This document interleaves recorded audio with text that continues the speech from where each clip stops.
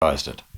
That's And remarkable. he didn't participate actually in it, but he made it known that anybody that interfered with the equipment would have to answer to him. Or be sent off the That's right. ship. They pack their stuff. Jump ship. That's right.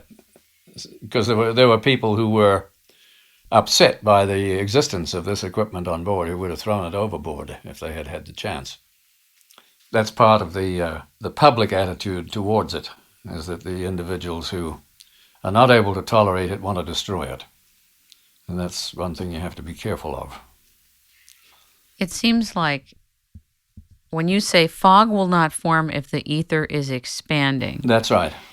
that means that you know how to diagnose the ether, not only to recognize it and to interact with it, but to diagnose it. Well, to some degree. Let me put it that way. In other words, I can tell when it's expanded.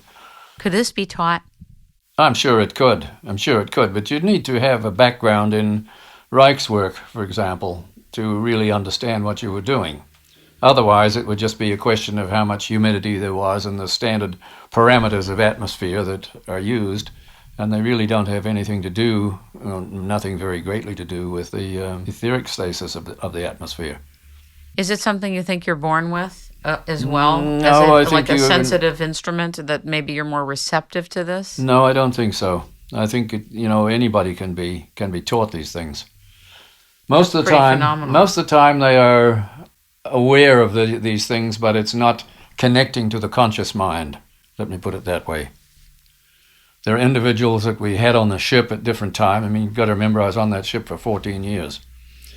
That we had individuals who came aboard the ship who were endowed with a natural ability to use this equipment. You didn't have to train them at all, hardly, and they would be able to do it.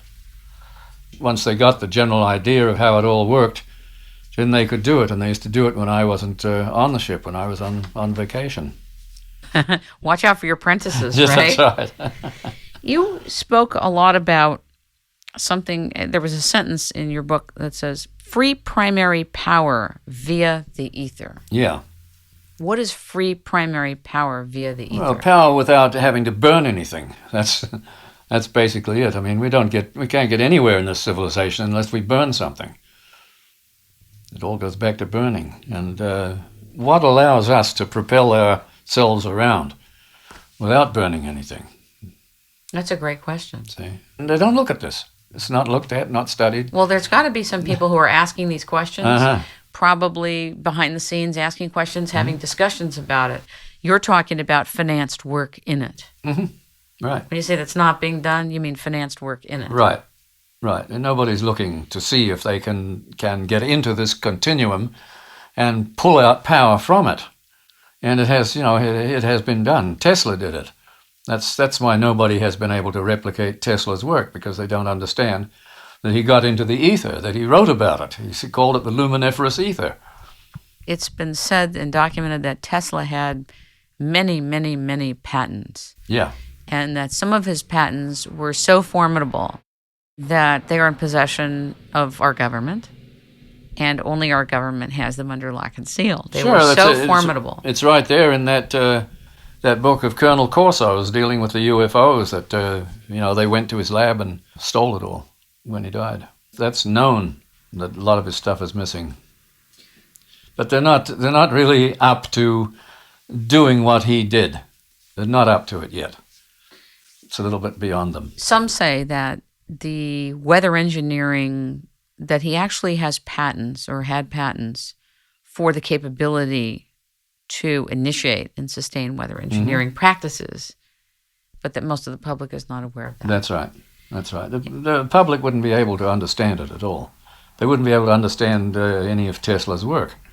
It's not for the public at all to understand. It's for technical people, and technical people are strapped down in the world that has no vital force. The world doesn't have any vitality. Let's suppose that you were given the green light by sufficient powers that be, let's say in the United States, to proceed in full gear with the smog elimination setup, the fog diagnosis at airports, that was put into motion, so that planes could take off and land uninterrupted, at least by fog. Mm-hmm. And you were given the green light to go ahead and to initiate rainfall in areas where people are suffering tremendously from drought. Mm-hmm. Where would you go? What would you do? What would you put into motion? Let's go there right now. Let's fly into that articulate vision. Well, the first thing I would do would be get out of the United States.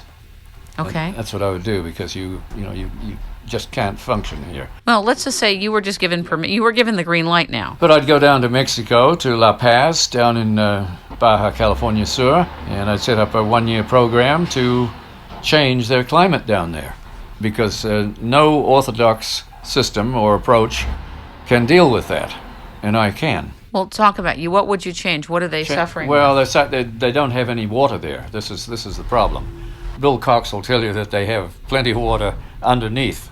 Yes. Primary adequate water. like that. The primary water, they're loaded with it, but they don't have any. And the rainwater. The rainwater that they have is being polluted by the ocean getting in there, and so they have to go very deeply if they're going to use the primary water. What I would do is simply produce rain in Baja California Sur, and do it on a steady basis, so that they had year-round rain.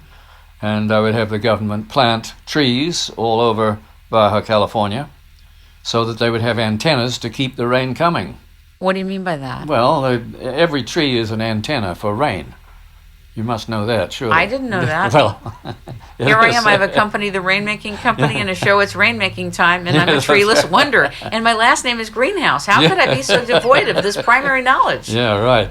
Well, there you are. N capital N capital K. Yeah. Trees are antennas for rain. Right.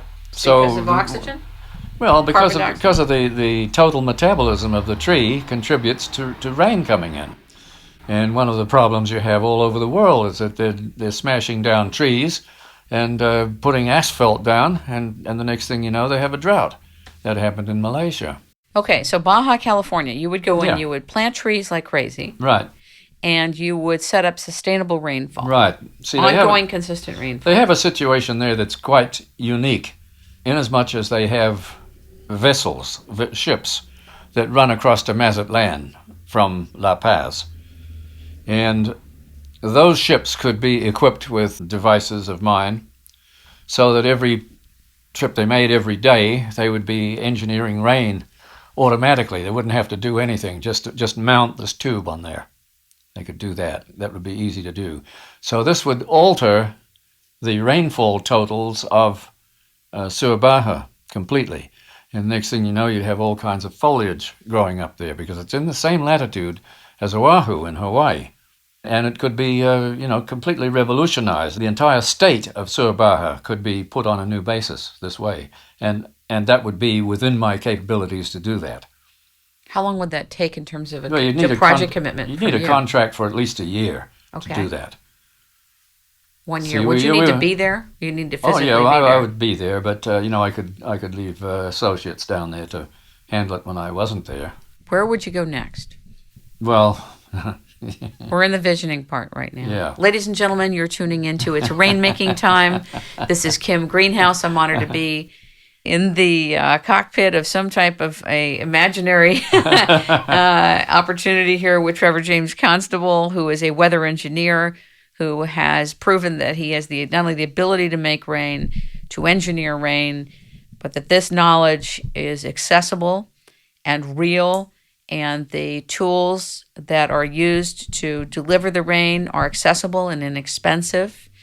He also is involved in smog elimination, in fog eradication. This could be utilized at airports throughout the world who have difficulties taking off and landing.